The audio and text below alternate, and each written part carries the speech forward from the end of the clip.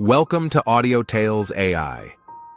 In this compelling episode, we delve into a story that unravels the shocking truth behind a cheating wife. Prepare to be immersed in the emotional journey as we explore the discovery of her affair with not one but two men, right in our own bedroom. Don't forget to subscribe to our channel to stay connected with more gripping narratives brought to life through the art of audio storytelling. First off, I just left my wife, and I feel 100% fine about it. 10 years ago, I thought I had the perfect life. Upper six-figure job, beautiful wife, clean house, 2 new cars, and a child on the way. My job made me happy, and I was good at it, and the stability was great. My wife loved me for me and ignored my flaws as I tried to perfect them.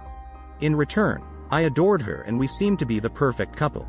People would always compliment us and talk about how envious they were of our relationship and everything. It kept getting better.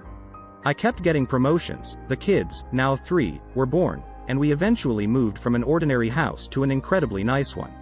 My wife was doing very well in her career, optometrist, and we took fun vacations every year. Again, I thought I had it made. I don't know how this would have prompted it, but in early 2015, I bought her a Tesla. For her birthday. She hadn't gotten a new car since 2008, and I kept getting new cars. Therefore, I surprised her. She loved it, loved me, and I remember spending that entire day just taking rides in it and figuring out how all the gadgets and icons worked. It was complete downhill from there.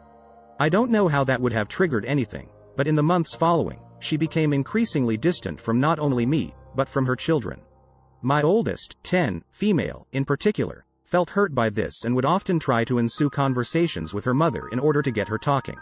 Some days this would work and she would be pleasant. Others it would have had the opposite effect.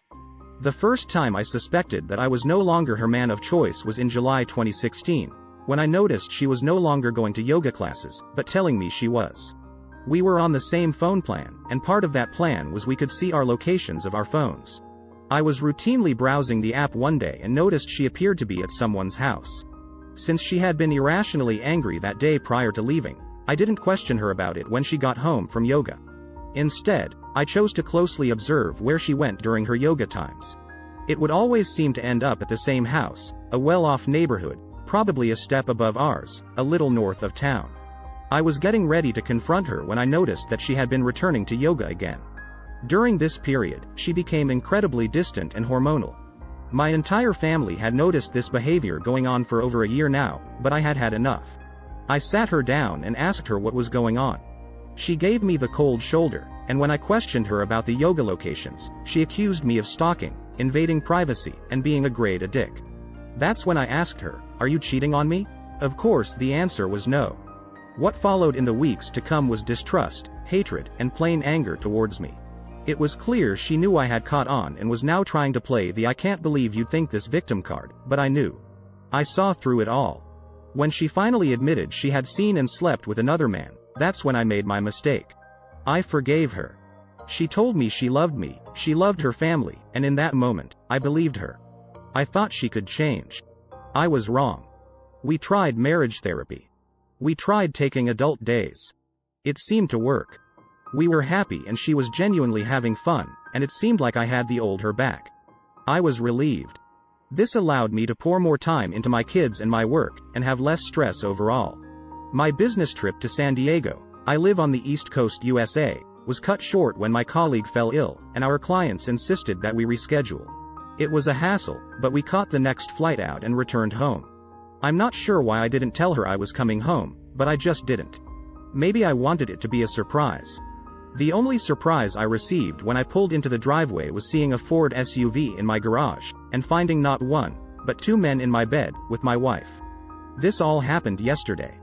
I'm finally putting it into words. My wife started babbling when it happened, desperately trying to explain. I heard none of it. I walked out of my room, went to the basement, and poured myself a drink.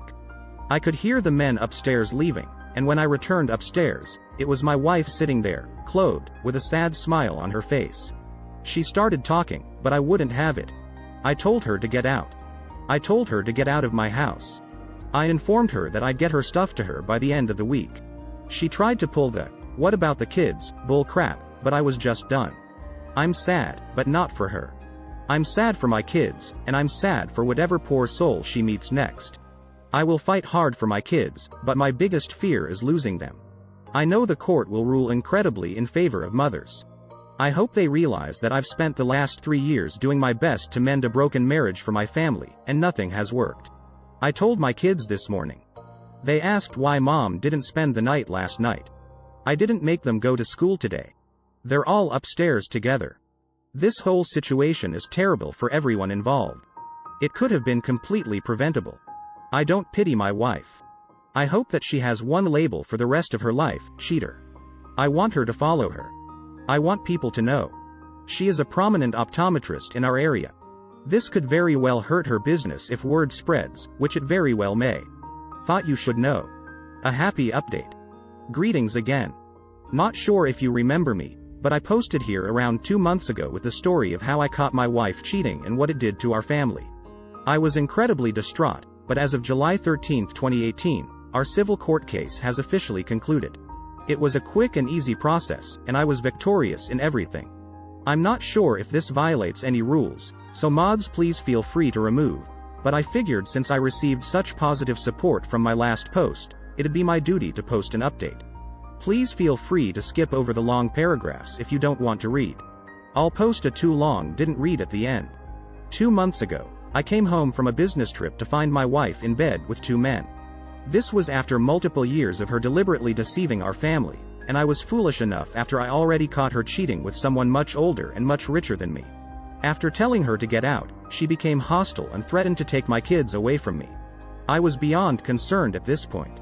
I've heard horror stories in the courtrooms about mothers getting their way no matter what, so I had no idea what to expect. I had to take time off from work this summer because I was consistently feeling sick and couldn't deal with the thought of my ex-wife watching over our children. If they grow up anything to be like her, I'll consider myself a parental failure. I put in my plea for full custody and officially filed for divorce on May 21st of 2018. I hired a lawyer from my best friend at work, who initially tried to do it all for free after he heard what happened, but I simply wouldn't feel right, and he hopped on the case. Together, we went through my phone records, her phone location records, and gathered everything we possibly could to build our case. Court ceremony began on July 12th, the week after my kids and I returned from our vacation. I did not take them out of state, per my lawyer's advice, but it was a good little distraction.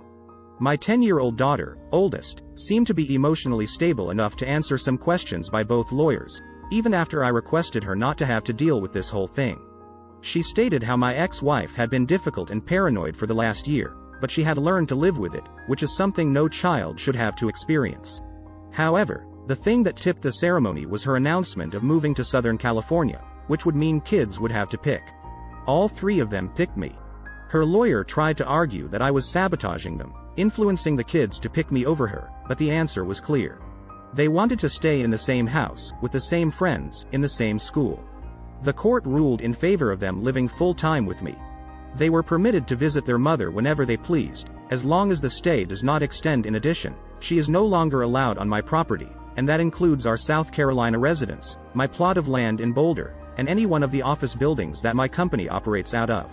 My parents and immediate relatives have also put in requests so that she does not enter any of their homes as well. Ultimately, I'm completely relieved. It's the least stressed I've been in the past 3 years. It's a little sad knowing my marriage failed, but I realized I'm not responsible for that, and I'm going to take these next couple of years to myself and devote my time to my children. Thank you for joining us on this immersive journey with Audio Tales AI.